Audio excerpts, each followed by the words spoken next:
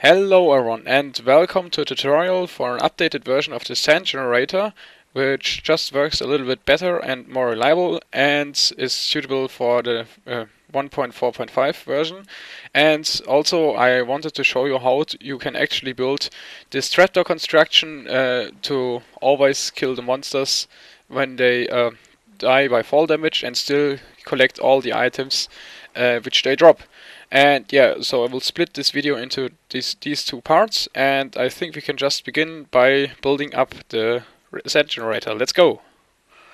Okay, let's begin, and first we'll do the layout of the ice, and you just, in case you make the generator 6 blocks wide, as I will do, you can simply do this layout here. So just make sure that we have a 3 wide ice stream here, and then just let's pretty much let the ice go toward the center. And now we encase this so that the water doesn't spill out. And yeah, let's do this.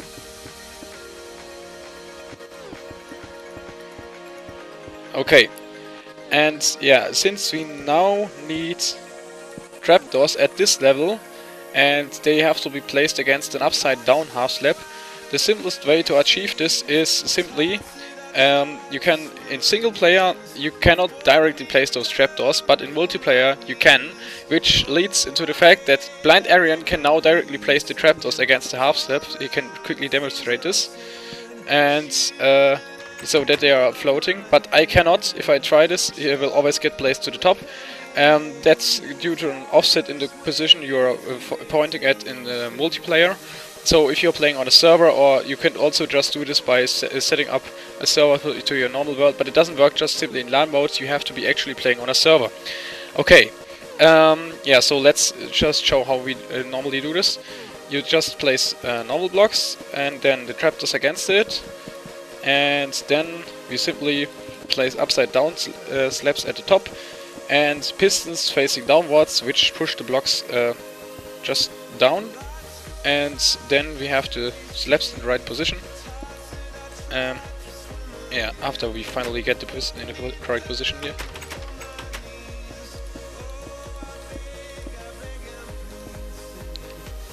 So let's quickly power those. And voila! We managed to do this without any aid of another player. Awesome! Okay. So next step is we can also just already wire around, just build around more walls, and the trapdoors here will be powered by, sorry, my voice is still a little bit messed up because of the Minecon event, and we will have glass above the torches to just make sure that no items will actually land on top of them and get somehow out, and for later on we need a sign on top of each trapdoor, so that the sand blocks will, regardless in which state the trapdoor is actually, always drop as an item. And yeah, this makes it very easy to just make a pulse which always makes sure that the sand can never get through. Okay, let's go on. On top of the upside down slabs we place normal pistons, and behind them there will be the redstone wire which is powering them. You can also extend this, as I said, just make sure that it's somehow symmetrical and the water just floods all the items to the center. And by the way, I didn't place the water yet.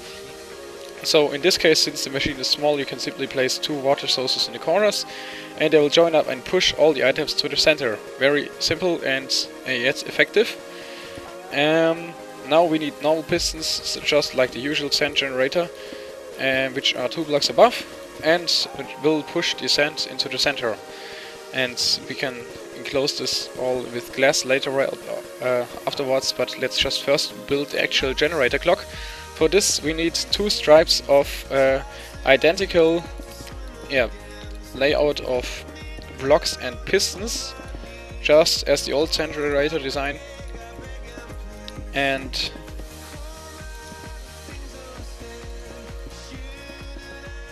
a repeater with 1 tick at the top and 2 ticks at the bottom, Same on the other side, and make sure that the gap in between those two setups here is exactly 2 meters. If you make it wider, it won't work, and if you make it smaller, it will also not work. But you can increase the length of this signal here to both sides, it doesn't matter.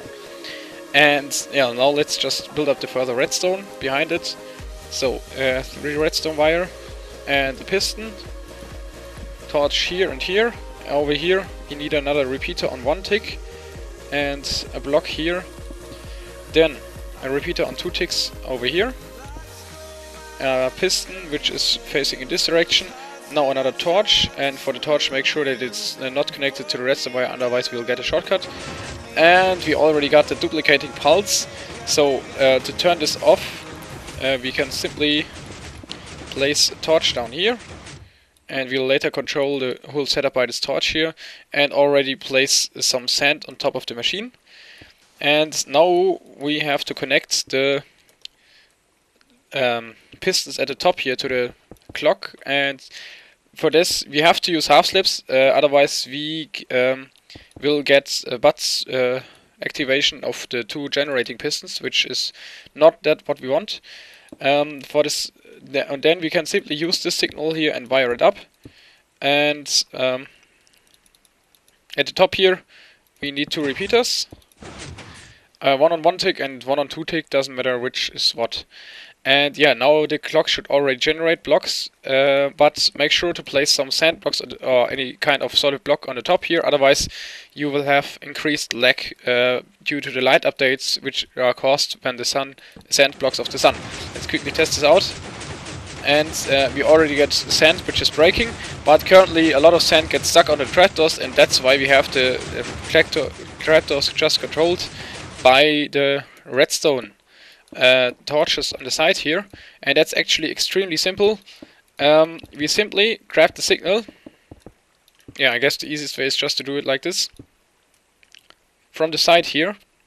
And now if you make it further, you can just so if you make the generator wider, you can just add some redstone wire at the end, but make sure that you have 8 repeaters at 3 ticks delay.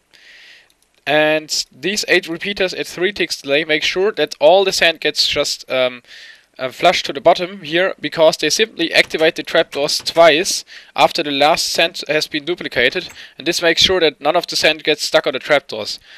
And yeah, we can also check this out. Let's just turn it on.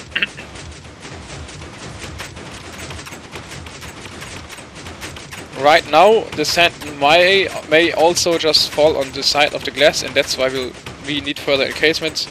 And if I now turn it off, you can see, yeah, that the trapdoors just activated a few more times and therefore push down all the sand. Yeah, already working nicely here, and pretty much that's it already. The last part is we will add a little button here, and I'm using a button because the button makes sure that there's no possible way to just spam the machine here, because if you use a lever and just spam the on and off button, you can eventually just still let the sand glitch through, because if the sand falls down and is almost hitting the trapdoors, which are in this position here, and then the trapdoors switch, it will not collide with the trapdoors because it's already stuck in them and just fall through and block off the water. Okay, our Aaron is already setting this up. We need 2 repeaters on 4 ticks, just with this new repeater lock system. And now we can just use another repeater here to make this relatively compact. Wire it to over here. And this is a T flip-flop.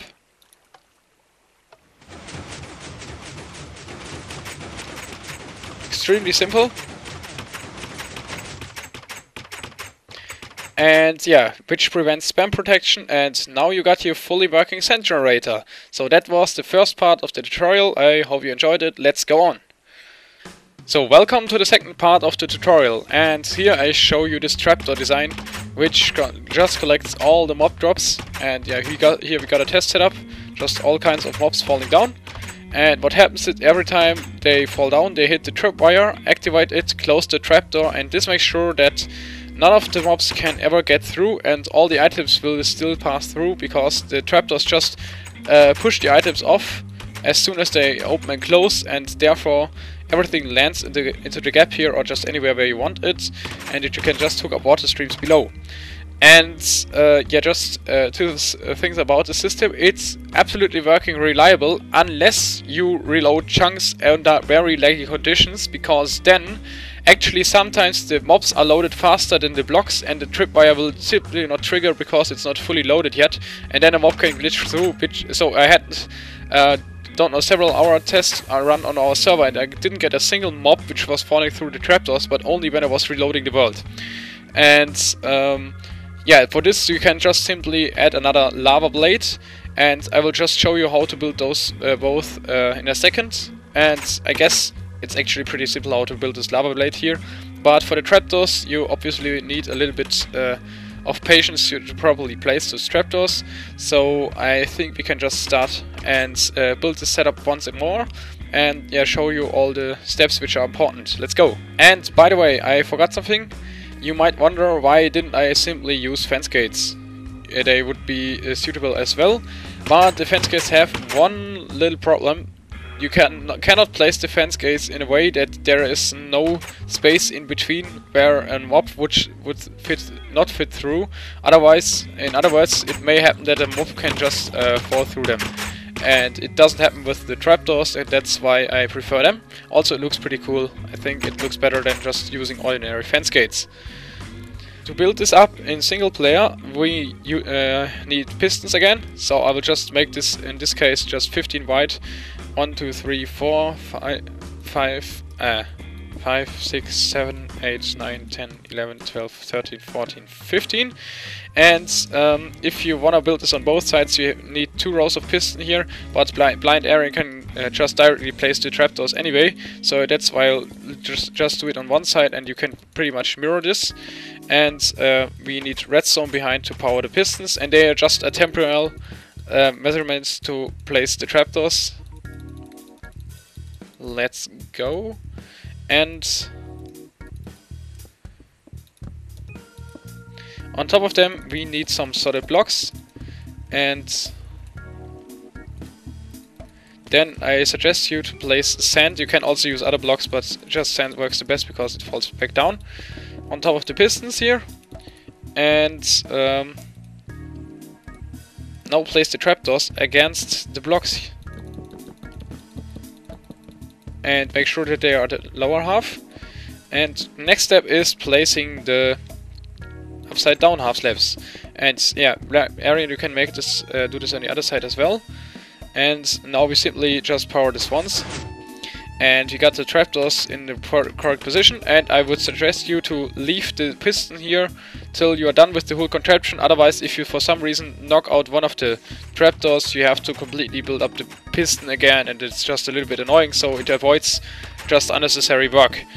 And yeah, so he's placing the trapdoors right now.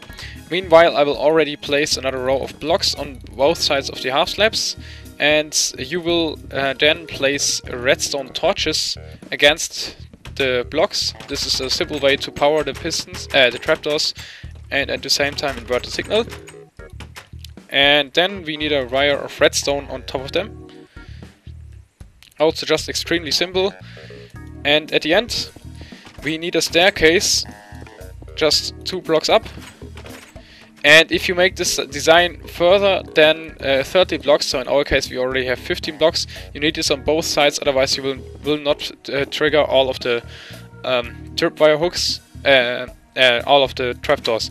And maximum width of the, so maximum amount of trapdoors at one side is 26. And yeah, that's already pretty wide. That's just the width of this design here, so it suits most of normal mob traps. To place the tripwire hooks, we place 2 more blocks in the center here, and do the same on the other side. And yeah, we can place the string afterwards. I suggest you to first just place some blocks on top of the redstone, and make sure to not actually block off the signal here. And for the space in between, I usually use stairs. I think they look pretty cool. And you can use also glass blocks, because they are way easier to place than the stupid stairs. But I think the stairs will just look a little bit cooler, that's why I'm using them. And for the bottom part here, let's actually just do a little bit of designing. Yeah, why not directly just placing another row of stairs here? Doesn't really matter, and looks pretty cool in my opinion. Just make sure that below the tripwire hooks there's a non-solid block like stairs. You cannot place a full block here, otherwise the tripwire will have problems and glitch out. And yeah, let's just do this on the other side as well. Upside down stairs all over the place. And pretty hard to place as well.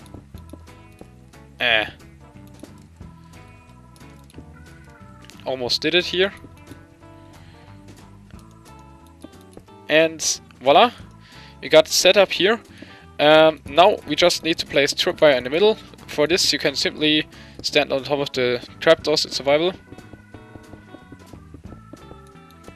and just place it till it connects, and we got some unnecessary tripwire below it. That's no problem. And in the end, just place it again as well on the other side. And you can already see it triggers nicely. And there. The last step is just to remove the bottom here.